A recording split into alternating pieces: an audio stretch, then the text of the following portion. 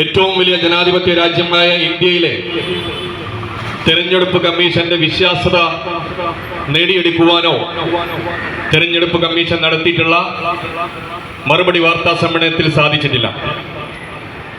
തെരഞ്ഞെടുപ്പ് കമ്മീഷൻ ആ വാർത്താ സമ്മേളനത്തിൽ ബിജെപിയുടെ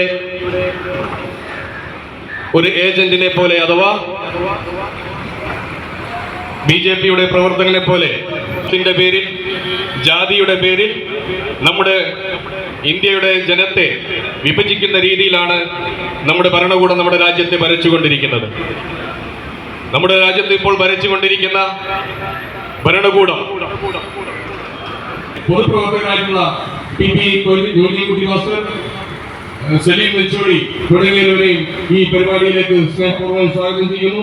ഈ പരിപാടിയിൽ ആശംസ അർപ്പിച്ചുകൊണ്ട് സംസാരിക്കുന്ന എൻ വി നൂർ മുഹമ്മദ്, ബ്ലോക്ക് കോൺഗ്രസ് കമ്മിറ്റിയുടെ ജനറൽ സെക്രട്ടറി, അതേപോലെ തന്നെ ടി.കെ. അബൂബക്കർ, മുതിർന്ന കൊടുവള്ളിയിലെ കോൺഗ്രസ് നേതാവ് ടി.കെ. അബൂബക്കർ തുടങ്ങിയവരെയും ഈ പരിപാടിയിലേക്ക് ഹാർദവമായി സ്വാഗതം ചെയ്യുന്നു.